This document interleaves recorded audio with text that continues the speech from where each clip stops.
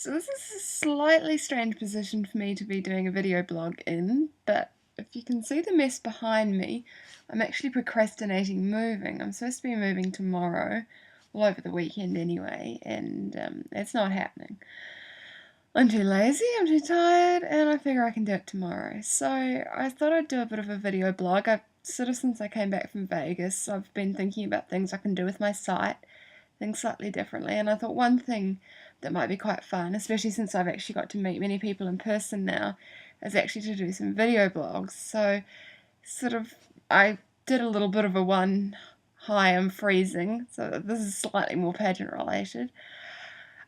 Since Sheenagate blew up, well, it's funny because I was actually at LA airport when Sheena posted that message that she was resigning, and it was about 25 seconds after she posted it that I saw it. I'm like, what the heck is going on here? And to be honest, I think that really is still the question. I think it's a really hard one for me. I met Paula and Trisha and Brenda and basically mainly the MUO press team more than anything else when I was in Vegas, and they were the most lovely, amazing, warm-hearted, generous people, and it basically hurts me. It pains me to think that what is being alleged, that they could have done that. And that with pageant fans there, with me there, I don't know, that they could condone that. I mean, I'm not saying that I'm going to stop anything happening like that, but, I spoke to Paula after the press conference, and she's just absolutely lovely and genuine and kind-hearted, and just to think that she could be like that, or I don't know. I mean, I don't know what I would expect, but the thought of it being rigged just totally does not tally with my experience of the MUO people that I met. On the other hand, I also got to know a lot of the contestants, or I've got to know them over the year, and I met a few of them while I was there, and I've spoken to them since I got back. Now, I'm not going to keep anonymity, obviously, but I've definitely heard from more than one contestant that what Sheena is alleging is true. That's what they say happened. So I've got this really tough situation. Do I believe the MUO people, which is sort of what I'm inclined to believe, because it just seems so farcical to me. But then I feel by doing that, I'm letting down these contestants who have confided in me and who really have no reason to lie about what they saw. So basically, I'm just in as much of a quandary as everyone else here. It's just hard to know, and I think the one thing that is hard to accept perhaps, but I think everyone has to accept, is that we just don't know.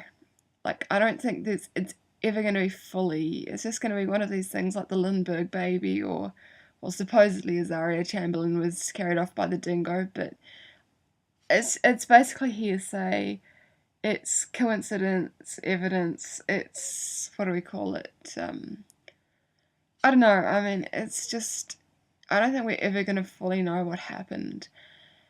And I honestly don't think it's in anyone's interests, in the contestants' interests, in the organisation's interests, in our interests as fans. I don't know. I mean, a lot of people are saying, well, if they've rigged this, we must withdraw support.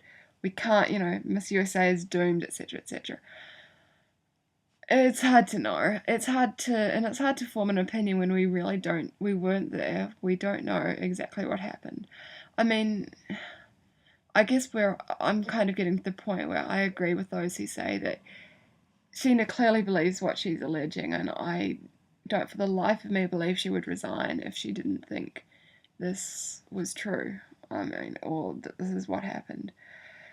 But who knows? Perhaps she was mistaken. Perhaps, with everything going on, it all got confusing. I don't know. So, I guess that's my thing. We don't know, and getting up in arms about it is pointless, really, and I don't know, it just doesn't get anyone anywhere. That said, I think there's some really exciting stuff happening for MUI, and I think people shouldn't give up on it. I know Maureen Atwell's taken over, and she's going to be like the promotions and events side of. Well, she's got a new role in that area, and I think she's going to be absolutely amazing for the MUO brand and for Miss USA in general. Using formers, events, I don't know, coming up with some creative ways to rebrand and promote MUO in a positive light. And given what she's done in the past, I think this is right up her alley, and I think she is really going to do amazing things for Miss USA. I am pretty biased. I've known Maureen since '07, or known her online, but she really is a special person. And I mean, my opinions of her online were more than confirmed by meeting her in Vegas. And I mean, that's the same with everyone I met.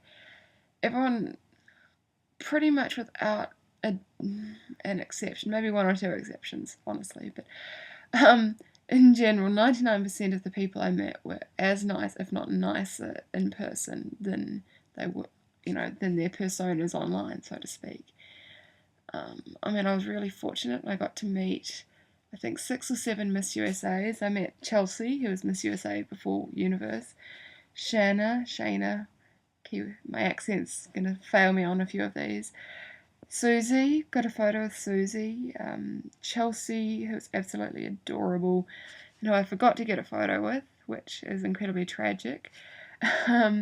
Shandy, so Chelsea, Sheena, Shandy, Susie, Tara, Chelsea. Didn't meet Rachel. Oh, and then, of course, Alyssa.